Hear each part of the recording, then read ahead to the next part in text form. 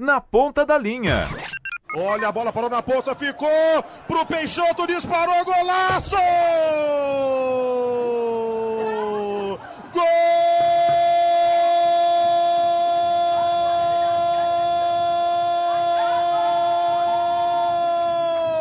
Sabe de quem?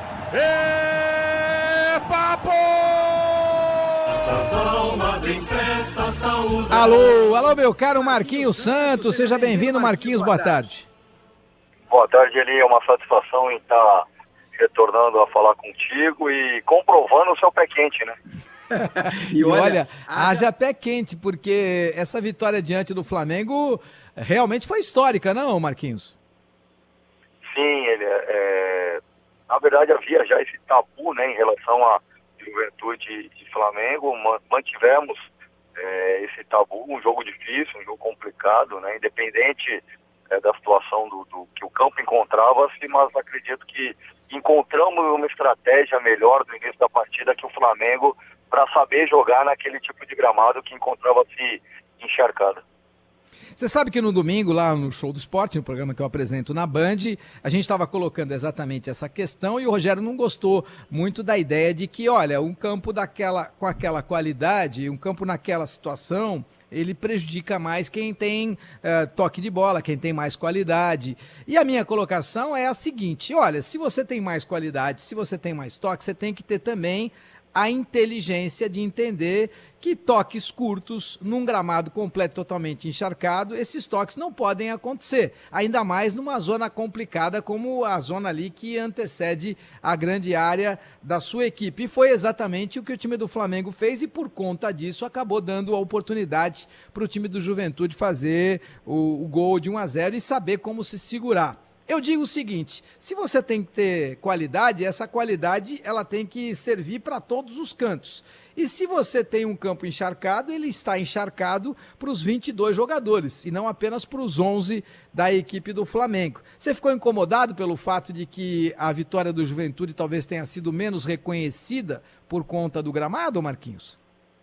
Não, eu acredito muito de que assim, o investimento que há de diferença de Flamengo e Juventude, de certa forma, eu entendo, né, a colocação do Rogério por ser treinador também, por tentar blindar a equipe, a instituição, quando vem a perder nessa diferença de orçamento, né? Acho que isso é parte da estratégia da derrota do Flamengo, né? Mas nós estruturamos o jogo para cima do Mateuzinho, do lado direito defensivo do Flamengo, onde não só saiu gol, mas tivemos as principais jogadas da nossa equipe.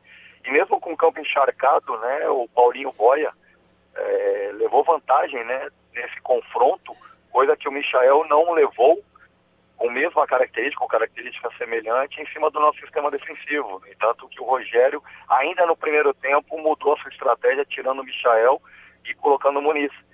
E eu iria entrar com um time mais leve, com o Sorriso na extrema, com o Boia na outra extrema, mas entendendo, né, o momento da condição climática e não pedia um jogo de leveza, de drible, e eu optei aí sim em estruturar o time com um meio campo de mais força, de maior estatura, com a permanência do Matheus Jesus, né, com a entrada do próprio Castilho, com a permanência do Peixoto, porque sabia que dificilmente teria um jogo técnico naquela condição de gramado.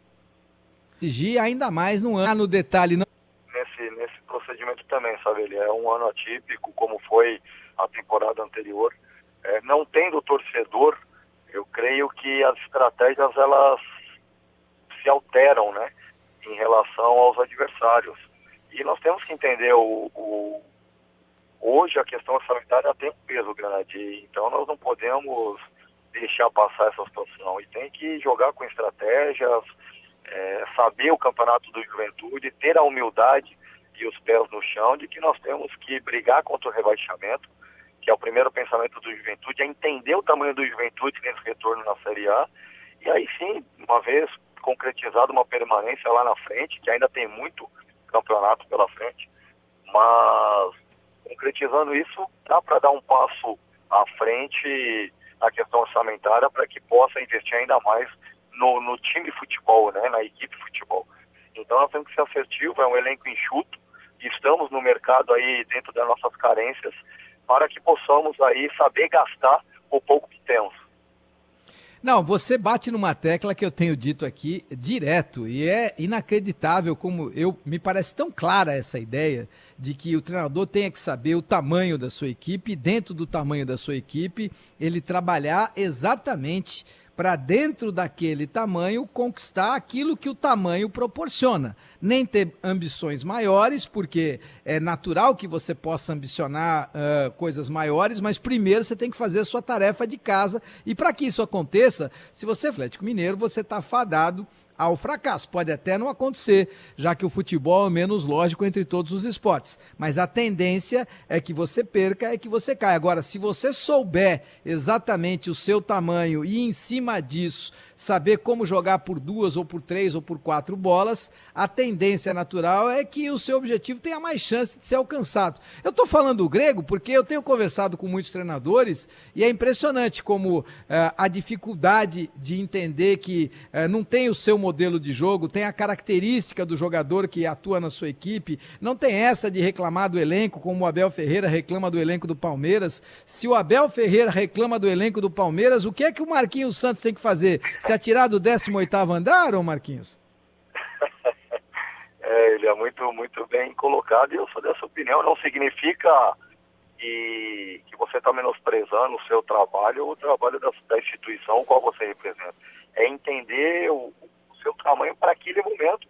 E não quer dizer que o time vai jogar mal ou vai jogar só se defendendo. No primeiro tempo que nós fizemos contra o Palmeiras foi um jogo de igual para igual.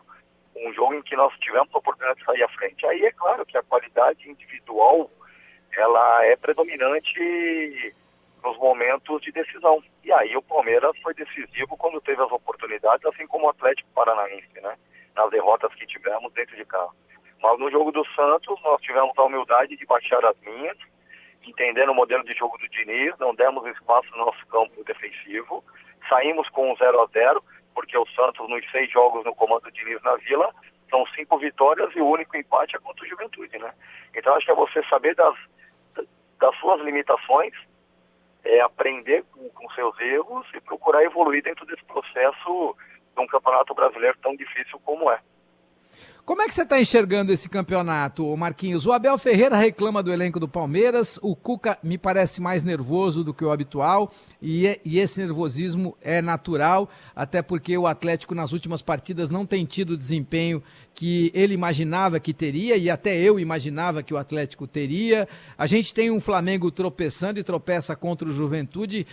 Na minha opinião, o Flamengo tem os melhores 12 ou 13 jogadores do futebol brasileiro. É o único time que tem 4 diferentes, pelo menos. É um campeonato atípico, a gente está entendendo isso, mas mais nervoso também, não, o Marquinhos? Sem dúvida, porque o investimento tem sido muito alto, né, nesses times citado por você, e a cobrança ela segue, né, o tamanho do investimento e não só em resultado. Eu acho que performance hoje tem se cobrado muito e nós temos visto aí equipes como o Bragantino de uma manutenção de equipe, o Atlético Goianiense, o Bahia, o Dado vem fazendo um excelente trabalho no Bahia, o Barroca no Atlético Goianiense, né, o Maurício no Bragantino, e nós aqui no Juventude também me coloco nesse patamar, né, de clubes de menores expressões. O Bragantino nem tanto, que tem um orçamento também alto, né? É o clube que mais investiu aí nos últimos anos em compras internas, né, nacionais aqui em jogadores promissores. Mas nós temos seguido uma linha de planejamento, de organização, que faz com que possa, de certa forma, igualar essa competitividade, mesmo tendo essa diferença de orçamentos.